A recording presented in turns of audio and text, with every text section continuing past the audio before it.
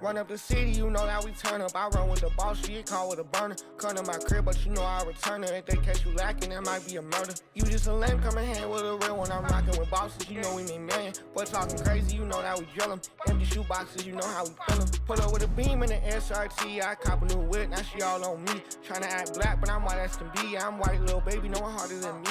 Make the wrong move, now it's RIP. Flexing these bands, all hard for you to see. Keep getting checks like an MVP. Ball like a pro, I ain't on JV. Now we living lavish.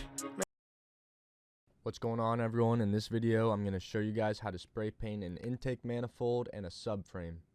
Now, a paint booth setup like this is ideal, but not everyone might have something like this, so do the best with what you got. As you saw by the first clip, I'm painting the subframe purple, and that's because I'm painting my engine bay purple as well, and I'm kind of doing this as a little test to see how the paint goes. We're mainly going to focus on the intake manifold because in these tight spaces and these little nooks and crannies, it's very hard to clean up, especially when someone else already fucked up the paint job beforehand. And in a project like this, preparation is key. Here's most of the products I'll be using in this video. This paint stripper is probably going to be your best friend if you have some other paint like this that you're trying to remove. Make sure to remove all sensors, hoses, and gaskets before you start this project. Even on a subframe like this, make sure to remove all wiring, or even as you see here, the horn.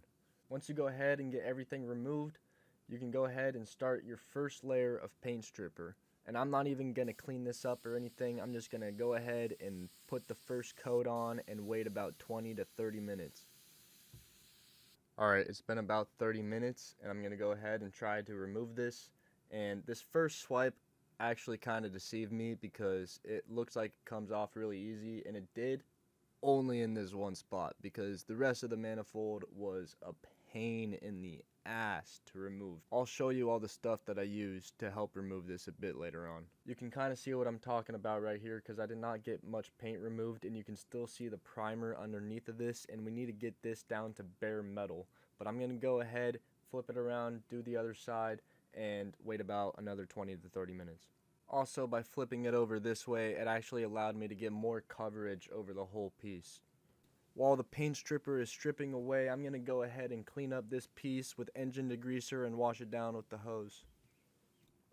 Alright, I'm not going to lie, I spent about a week cleaning up these two pieces, the intake manifold and the subframe. It's very difficult getting in these nooks and crannies, and it was just a repetitive process using paint stripper and cleaning it up, and so I didn't really record much of that. But to get into these very tight spaces, these are the products I used. I went out and got more paint stripper and lacquer thinner. Also, these wire brush attachments that go on the drill help me out a ton with getting into these tight spaces and the hard to remove paint.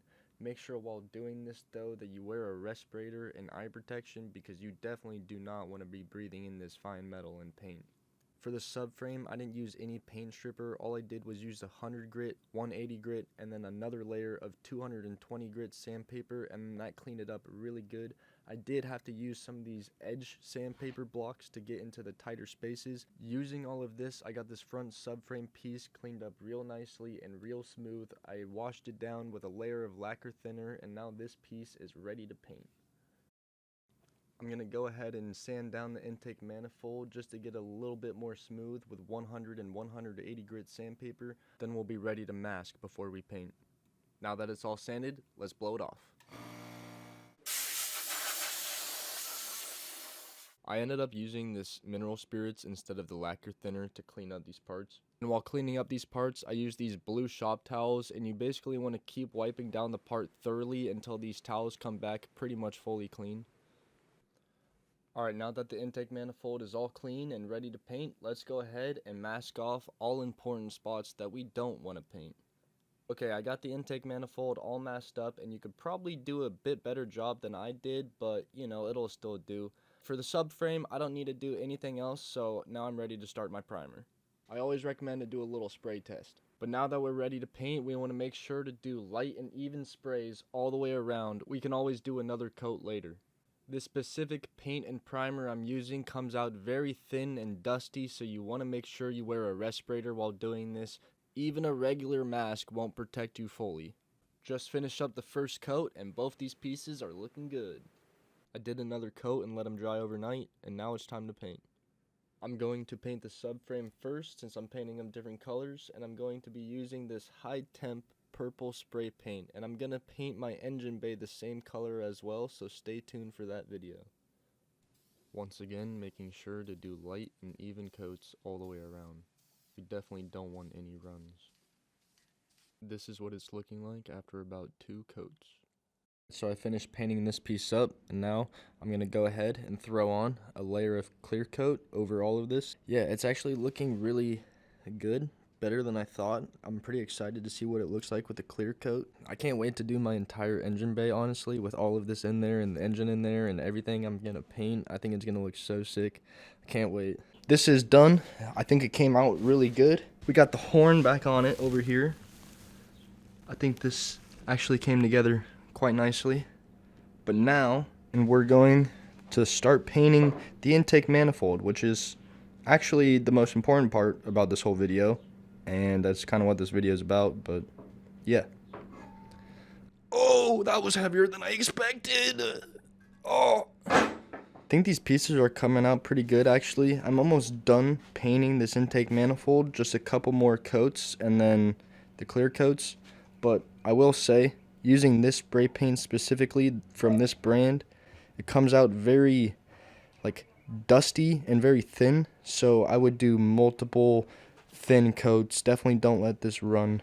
You might have to use multiple cans for a small project. Alright, so I just put on the last layer of clear coat that I'm going to do, so now I'm pretty much 100% done with all painting on these parts. But now what I'm going to try to do is peel off this tape while it's still just a little wet, and hopefully it comes off clean. But I didn't do the best masking job in the first place, so I'm really curious to see how that's going to turn out. Now looking closely at the edges, they actually look pretty good. Only one little spot where it gets messed up is about right over here. I couldn't get tape covered up in that spot as easily, but should be good. But yeah, look at these edges, pretty clear.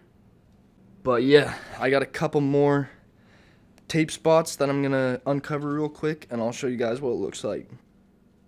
Unfortunately, my light just died again on me, so it's a little bit darker, but I untaped all these spots, and you know, some of them didn't turn out the best, but honestly, this really just comes down to preparation work, masking, and all of that. Like, you're not gonna get a good paint job if you don't take care of all of this stuff as best as you can possibly fucking get it. But on a piece like this, like where there's all these nooks, crannies, tight angles, shit like that, like it really is not that easy. So good luck if you're doing a piece like this on your own, you'll see.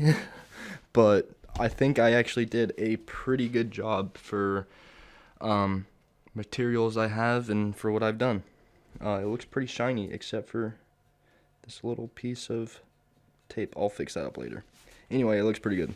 Alright, well, here's all the parts that I have painted in this video. Unfortunately, I cannot get them installed back on my car in this video, but make sure to stay subscribed and stay tuned for this channel for when I get these parts actually back on my car.